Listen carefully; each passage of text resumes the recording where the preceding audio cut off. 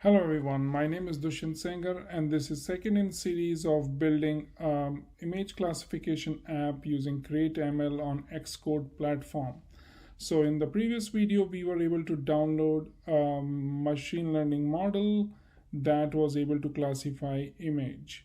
Now we would try to integrate that model using already existing project that we are going to download from Apple website. So this is where you start. You download that project, Xcode project, and this is how it is going to look like. A classify image with vision.ml and code.zip file. So if you expand that file, it comes with a default model, mobilenet.mlmodel file, and this is the structure of that folder.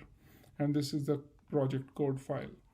What you need to do is replace the ML model mobilenet.ml file with the model that you have trained. So I have replaced it with _8. This is my most latest model which I am satisfied with. So that is what I have added here. Now once you double click this project file, it would open into something like this. This is the Xcode project where you see my human emotion classifier 8 model. This is some of the metadata that you can see.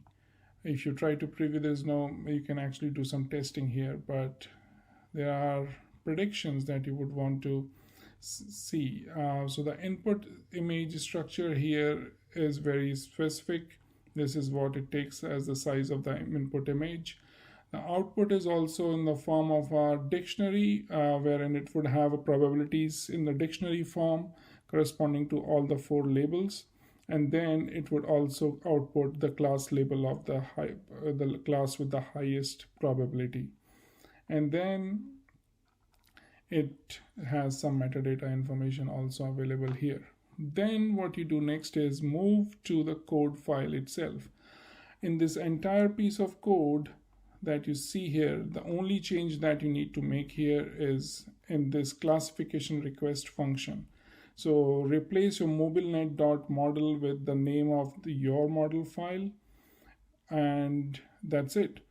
So even though we don't have to make any changes on this code piece, but let's still understand what's going on here.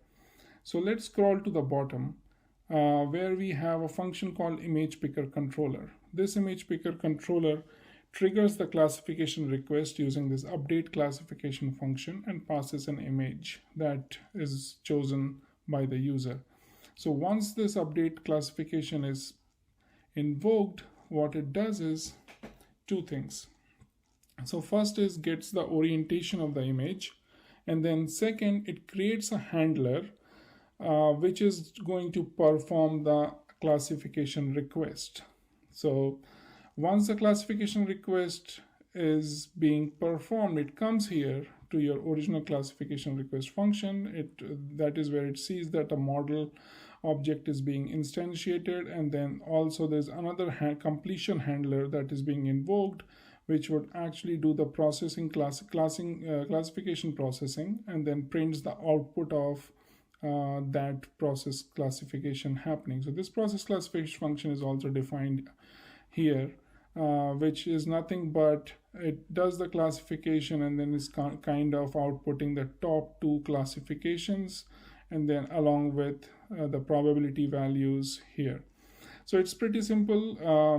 Just add the model and then you are done. So let's see how the model performs. So all you have to do is come here, choose whatever simulator you want to add. I've also added my iPhone, but you can choose, let's say, iPhone 11, and then as a simulator, and then you say build and run. So my build succeeds here, and then you would see there's a simulator. It would take some time to load, but let's see. All right, it's ready to use. So you just click on the camera icon here, and it would show you a bunch of pictures that you can try and classify.